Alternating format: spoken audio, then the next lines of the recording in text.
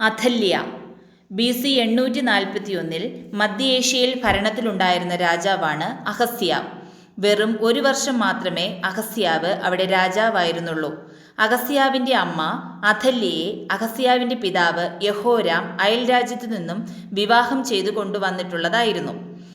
അഹസ്യാവ് രാജാവായി ഒരു വർഷമായിട്ടും അമ്മയുടെ പിതൃരാജ്യത്തേക്ക് ഒന്ന് പോയി വരാനായി ഉചിതമായ ഒരു സമയം അഹസ്യാവിന് ലഭിച്ചില്ല. അയൽ രാജാവായ യോരാം അഹസ്യ രാജാവിനെയും അമ്മ അഥല്യയെയും സൗഹൃദം പുതുക്കുന്നതിനും വിരുന്നു സൽക്കാരങ്ങൾക്കുമായി പലതവണ ക്ഷണിച്ചിട്ടുമുണ്ട്. അങ്ങനെയിരിക്കെ ഒരു ദിവസം അഹസ്യ രാജാവ് രാജ്യകാര്യങ്ങളും ഭരണ ചുമതലയും അമ്മ അഥല്യയെ ഏൽപ്പിച്ചിട്ട് യോരാം ഭരിക്കുന്ന അയൽ രാജ്യത്തേക്ക് കാവൽ സൈന്യങ്ങളും അനേകം രഥങ്ങളും പരിവാരങ്ങളും അടുത്ത ബന്ധുക്കളുമായി ഒരു യാത്ര പുറപ്പെട്ടു. അയൽ രാജ്യത്തെ രാജാവായ യോരാം ഉയർന്ന സൈന്യബലമുള്ളവനും ശക്തമായ ഭരണ പാരമ്പര്യം ഉള്ളവനുമായിരുന്നു. പെട്ടെന്നൊരു ദിവസം യോരാമിൻ്റെ സൈന്യത്തലവന്മാരിലൊരുവനായ യേഹു യോരാം രാജാവിനെതിരെ തിരിഞ്ഞ് തൻ്റെ ഒപ്പമുള്ള സൈന്യവിഭാഗത്തെ യോരാം രാജാവിനെതിരെ കൊണ്ടുവന്നു. അഹസ്യ രാജാവ് യോരാം രാജാവിൻ്റെ കൊട്ടാരത്തിലെത്തി വിരുന്നു സൽക്കാരാദികളിലും മറ്റും പങ്കെടുത്ത് വളരെ സന്തോഷമായിരിക്കുമ്പോൾ യോരാം രാജാവിൻ്റെ ഒരു കാവൽക്കാരൻ വേഗം കൊട്ടാരത്തിലേക്ക് ഓടിവന്ന്, നമ്മുടെ പടത്തലവൻ യേഹു നമുക്കെതിരെ രാജാവിനെ വധിക്കാനും രാജ്യം കൈവശമാക്കാനുമായി വന്നുകൊണ്ടിരിക്കുന്നു എന്ന ഒരിക്കലും പ്രതീക്ഷിക്കാത്ത വാർത്ത യോരാം രാജാവിനെ അറിയിച്ചു. യോരാം രാജാവ് ഉടനെ കാവൽക്കാരെയും ബാക്കിയുണ്ടായിരുന്ന സൈന്യത്തെയും കൂട്ടി യേഹുവിനെതിരെ ഇറങ്ങി. അതിഥിയായി തൻ്റെ കൊട്ടാരത്തിലെത്തിച്ചേർന്ന അഹസ്യ രാജാവും ഒപ്പം വന്ന സൈന്യവിഭാഗവും യോരാം രാജാവിനെ സഹായിക്കാൻ കൂടെ ചേർന്ന് പോരാടാൻ ഇറങ്ങി. യേഹുവിനൊപ്പം ഉണ്ടായിരുന്ന സൈന്യബലം വളരെ വലുതായിരുന്നു. അതുകൊണ്ട് പോരാട്ടത്തിൽ നിന്ന് പിന്മാറി യോരാമും പടയാളികളും അഹസ്യാവും അവരുടെ പടയാളികളും ചിതറിയോടി രക്ഷപ്പെടാൻ ശ്രമിച്ചു. അതുകണ്ട് യേഹുവിൻ്റെ സൈന്യം രണ്ടായി പിരിഞ്ഞ് ഒരു ഭാഗം യോരാം രാജാവിൻ്റെ രഥത്തിനു പിറകെയും മറ്റേ വിഭാഗം അഹസ്യാവിൻ്റെ രഥത്തിനു പിറകെയും പിന്തുടർന്നു. ഓടിത്തളർന്ന യോരാം രാജാവിനെയും അഹസ്യ രാജാവിനെയും യേഹുവിൻ്റെ പടയാളികൾ അവരുടെ രഥങ്ങളിൽ വച്ചു തന്നെ വെട്ടിക്കൊന്ന് ജയഘോഷം വിളിച്ചുകൊണ്ട് യോരാമിൻ്റെ കൊട്ടാരത്തെയും ചുറ്റുമുള്ള ദേശത്തെയും യേഹു കൈവശമാക്കി. ചിതറിയോടി രക്ഷപ്പെട്ട അഹസ്യാവിൻ്റെ പടയാളികൾ തിരികെയോടി അഹസ്യാവിൻ്റെ കൊട്ടാരത്തിലെത്തി. അമ്മയായ അഥല്യയോട് യോരാമിൻ്റെ കൊട്ടാരത്തിൽ നടന്നതും അഹസ്യാവിൻ്റെ മരണത്തെക്കുറിച്ചും അറിയിച്ചു. അമ്മയായ അഥല്യ മകൻ്റെ മരണവാർത്ത കേട്ട് ദുഃഖിച്ചെങ്കിലും അതിലുപരി മനസ്സിനെ ക്രൂരമാക്കിക്കൊണ്ട് അഹസ്യാവിൻ്റെ ഭരണ പിന്തുടർച്ചയ്ക്ക് സാധ്യതയുള്ള എല്ലാ അവകാശികളെയും വെട്ടിക്കൊല്ലാൻ കൽപ്പന കൊടുത്തു. അഥല്യയുടെ പടയാളികൾ കൊട്ടാരത്തിൻ്റെ മുക്കിലും മൂലയിലും ഓടി നടന്ന് സ്ത്രീകളെയും കൊച്ചുകുട്ടികളെയും ഉൾപ്പെടെ എല്ലാ അനന്തരാവകാശികളെയും അഥല്യ രാജ്ഞിക്കെതിരെ ശബ്ദമുയർത്തിയവരെയും ഓടിച്ചിട്ട് വെട്ടിക്കൊന്നുകളഞ്ഞു. ഈ നരഹത്യക്കിടയിൽ നിന്നും അഹസ്യ രാജാവിൻ്റെ 1 വയസ്സുള്ള ഒരു കുഞ്ഞിനെ അഹസ്യ രാജാവിൻ്റെ സഹോദരി യഹോശേബ എടുത്തുകൊണ്ട് കൊട്ടാരം വിട്ടോടി പടയാളികളുടെ കണ്ണിൽ നിന്നും രക്ഷപ്പെട്ടു പോയി.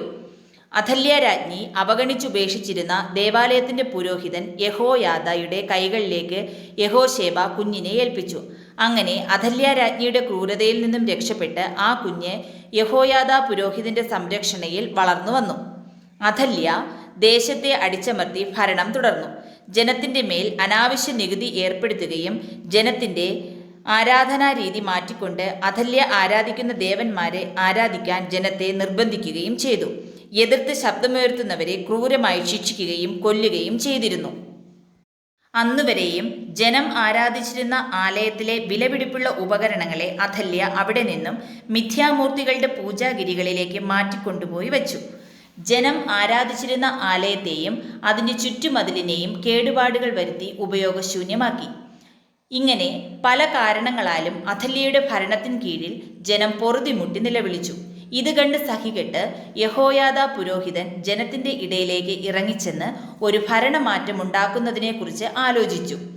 ജനവും മൂപ്പന്മാരും അഥല്യയുടെ സൈന്യത്തിലെ ഒരു വിഭാഗവും യഹോയാദ പുരോഹിതനോട് ചേർന്നു. ദേശത്തിൻ്റെ യഥാർത്ഥ അവകാശിയായ അഹസ്യ രാജാവിൻ്റെ മകൻ ജീവിച്ചിരിക്കുന്ന വിവരം അറിഞ്ഞ ജനം അവന് 7 വയസ്സ് മാത്രമേ ഉള്ളൂ എങ്കിലും അവനെ രാജാവാക്കാൻ തീരുമാനിച്ചു. അങ്ങനെ ഒരു ദിവസം രഹസ്യമായി ജനം അഥല്യ ഉപയോഗശൂന്യമാക്കിയ ആലയത്തിൽ അവരുടെ പുതിയ രാജാവിനെ കാണാൻ വന്നുകൂടി. യഹോയാദ പുരോഹിതൻ രാജകുമാരനെ ജനത്തിൻ്റെ മുന്നിലേക്ക് കൊണ്ടുവന്നു. അറിഞ്ഞുകേട്ടവരൊക്കെയും ആലയത്തിലേക്ക് ഓടിക്കൂടി. രാജകുമാരന് ജയ് ജയ് വിളിക്കുവാൻ തുടങ്ങി. അങ്ങനെ ആലയത്തിനകത്തും പുറത്തുമുള്ള ജനത്തിന്റെ സന്തോഷാരവം അഥല്യയുടെ കൊട്ടാരം വരെ മുഴങ്ങിക്കേട്ടു.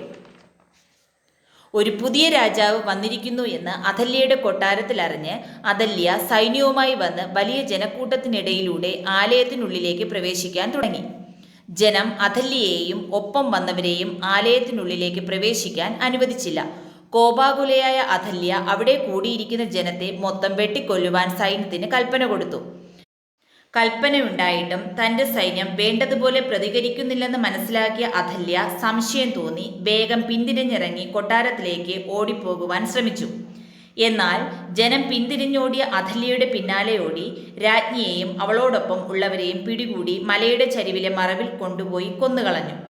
അഥല്യ രാജ്ഞി വധിക്കപ്പെട്ടെന്നറിഞ്ഞ സൈന്യവും ജനവും പുതിയ രാജാവിനെ ആലയത്തിൽ നിന്നും ഇറക്കി സൈന്യത്തിന്റെ അകമ്പടിയിൽ കൊട്ടാരത്തിലേക്ക് കൊണ്ടുപോയി രാജാവായി അഭിഷേകം ചെയ്ത് സിംഹാസനത്തിലിരുത്തി. 7 വയസ്സുള്ള ഈ രാജകുമാരനാണ് പിന്നീട് മധ്യ ഏഷ്യയിൽ 40 വർഷക്കാലം സമാധാനത്തോട് ഭരണം കാഴ്ചവെച്ച യഹോവാശ് രാജാവ്. അഥല്യ എന്ന തലക്കെട്ടിൽ ആരംഭിച്ച ഈ വീഡിയോ ഇവിടെ അവസാനിച്ചു.